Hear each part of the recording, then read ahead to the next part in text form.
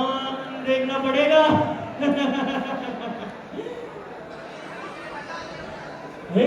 आइए सम्राट आइए, ये खेल आपका ही इंतजार कर रहा था। हाँ महाश्री। पर पापा, युधिष्ठिर तो एक सच्चे राजा थे ना, फिर भी क्यों उन्होंने इस खेल के आमंत्रण को स्वीकार किया? देखो बेटा, बात तो तुम्हारी बिल्कुल सही है, पर वो आमंत्रण महाराज धृतराष्ट्र की तरफ से आया था और उसे स्वीकारना युधिष्ठिर का कर्तव्य था।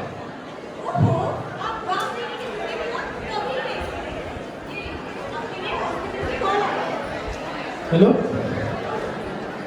हाँ मैं आता हूँ, मेरा लेट हो रहा है, मैं निकल रहा हूँ। उत्तम सम्राट, अति उत्तम। आपका ये दाव तो सही देवताओं के आशीर्वाद जैसा लगता है। आप इस खेल को धर्म और ईमानदारी से शुरू किए हैं। धर्म के पथ पर चलना हमारा कर्तव्य है महाश्री। चलिए इस खेल को आगे बढ़ाते हैं।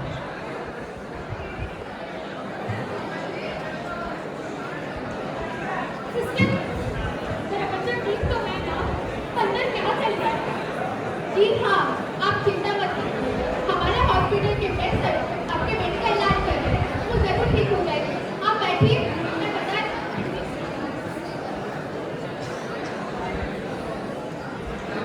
डॉक्टर साहब, सब ठीक है ना?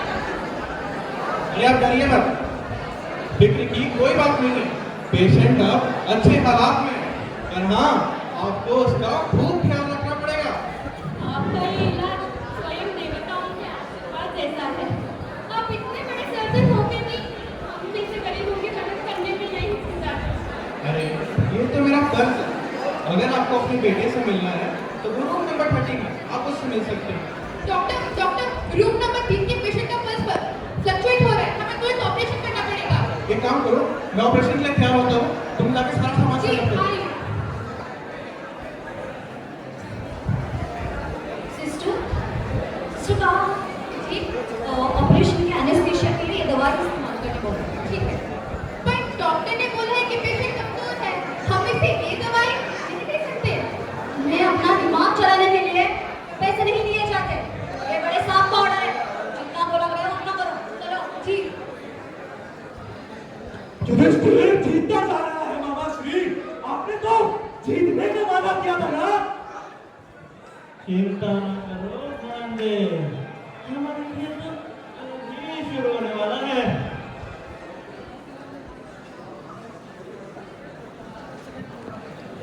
सम्राट, आप पराजित हो गए। इसका मतलब जानता हो मामा श्री। इसका मतलब सम्राट अपने पूरे साम्राज्य को हार चुके हैं पांडे। ये क्या किया तूने? ये पता भी है तूने किसकी जान ली है? और इसमें बिल्कुल गलती नहीं है। मैंने सारे प्रोसीजर सही से किया था, लेकिन दवाई की ओवरडोज की वजह से उस पेशेंट को कार्डियक अरेस्ट हो गया। एक सीनियर सर्जन होके तूने इतनी बचकानी गलती कर दी। तूने एक मंत्री के बेटे को मारा है। कोई जगह नहीं है तेरी इस हॉस्पिटल में, निकल जा यहाँ से।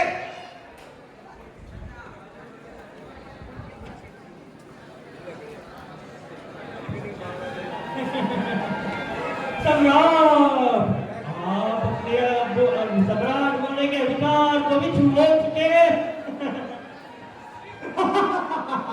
दास, अपना ये मुकुट उतारो। एक दास को इस सोने के सिंहासन पर बैठने का अधिकार तक नहीं होता है। हटाओ इसको, तुम्हारी जगह जमीन पर है।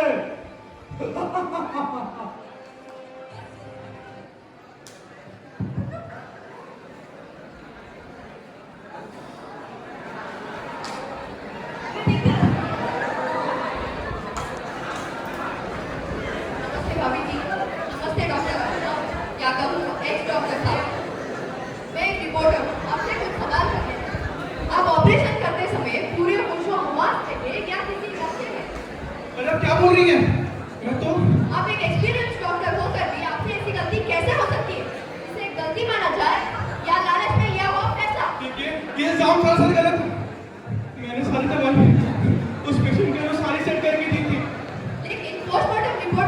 से ये मेडिसिन ओवरडोजिंग का केस लगता है। इसको अपनी गलती मानी जाएगी। बस अब और सवाल मत कीजिए। पहले ही उस मंत्री के चेले ने हमारे परिवार को धमकियां देके हमारा जीना हराम कर रखा है। आपसे विनती करती हूँ, हमें अकेला छोड़ दीजिए। नमस्ते, हम तो विजय हुए। अब मैं इंद्रप्रस्थ का स्वामी हूँ और इसके पास तो हारने के लिए भी विजय बचा है। अगर युधिष्ठिर चाहे तो अर्धांगिनी द्रौपदी को भी दांव पर लगा सकता है। और अपनी सारी संपत्ति वापस पाने के लिए अर्धांगिनी को दांव पर लगाने के लिए तैयार हो। लेकिन मैं अपनी अर्धांगिनी द्रौपदी को दांव पे लगाता हूँ।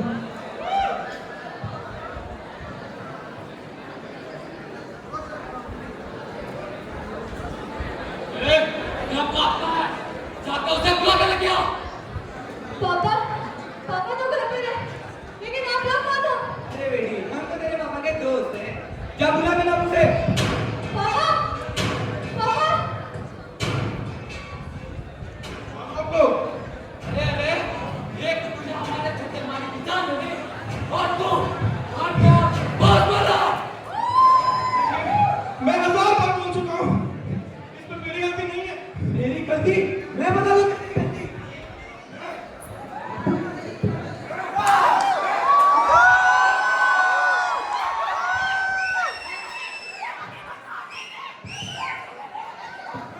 और दूसरे और दूसरे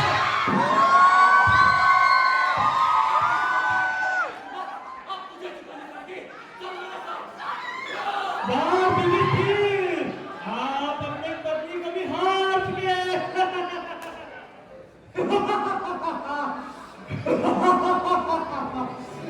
सम्राज्ञी द्रौपदी अब मेरी दासी बन चुकी है। तो शासन ले आओ उस दासी द्रौपदी को इस राज्यसभा में। और यदि वो स्त्री मेरे आदेश को ना स्वीकारे तो उसे उसके बालों से पकड़कर खींच कर ले आना।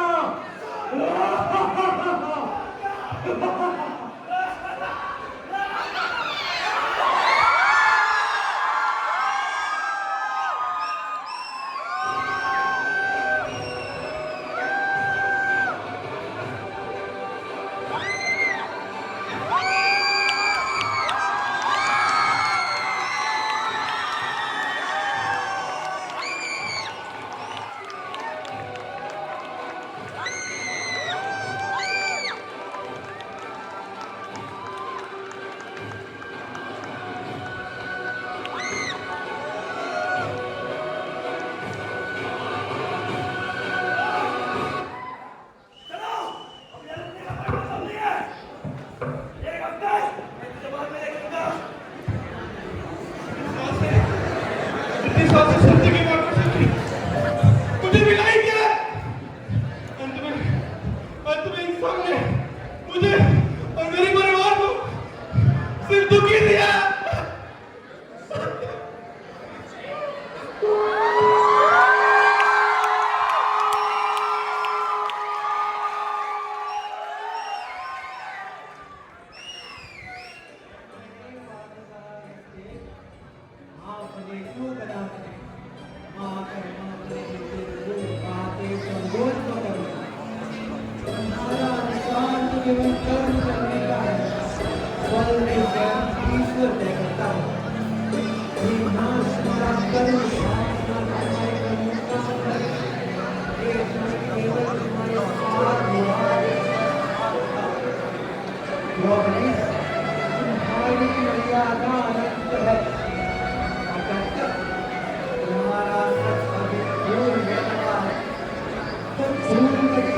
को दबा नहीं सकती। नियति साक्षी है, जो धर्म को चुनौती देता है समय उसे टूट कर भटकाने पर मजबूर कर देता है। जो न्याय करते हैं उनका बल केवल स्वयं का होता है। जो धर्म को चुनौती देता है धर्म का बल सृष्टि के आरंभ से अजय है। तुम चिंता मत करो डॉक्टर, मैं हमेशा धर्म के पक्ष में ही खड़ा हूं।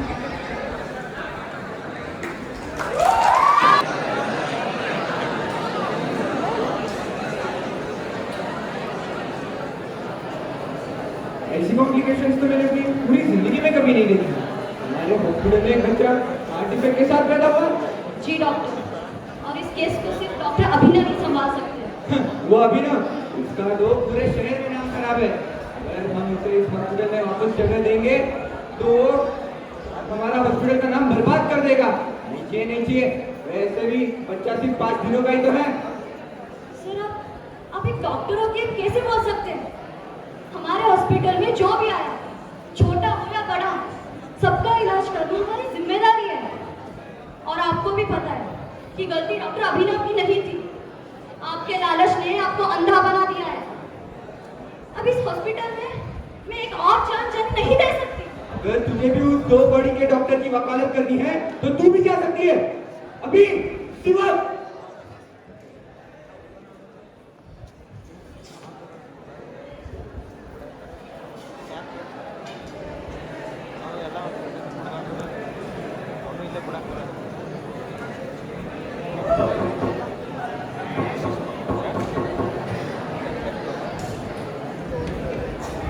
डॉक्टर,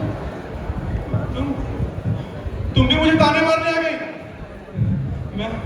मैं मान चुका हूं कि शायद गलती मेरी ही थी।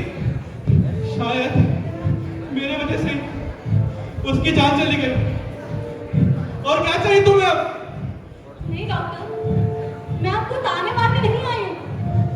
हॉस्पिटल में एक इमरजेंसी है, 5 दिन का बच्चा है और उसको आपके अलावा कोई और नहीं बचा सकता। मैं ऑपरेशन करूंगा। अरे वो जो हादसा हुआ उसके बाद मेरा हाथ और मेरा होश दोनों कमजोर हो गए।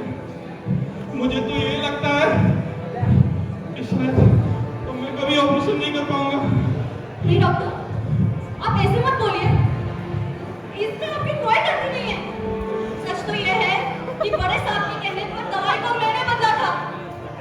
इस साजिश में आप बेवजह मेरी वजह से फंसे। मैं सब जानती थी, लेकिन मैं डर के मारे चुप रही। लेकिन डॉक्टर साहब, मैं बहुत शर्मिंदा हूँ। ये क्या कर रही मुझे हो? माफ कर दीजिए। मुझे माफ- उस बच्चे की जान ज्यादा इंपॉर्टेंट है।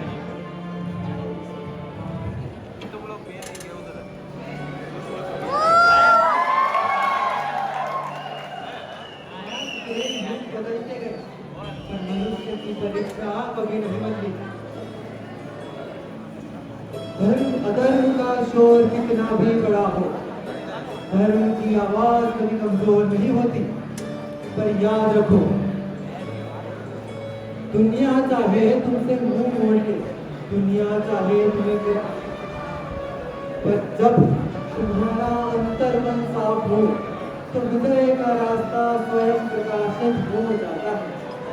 युग कोई भी हो, हमेशा जीत उसी की होती है जो अपना धर्म, अपना कर्म और अपना सत्य के साथ चले। तो ये थी हमारी प्रस्तुति कौशल।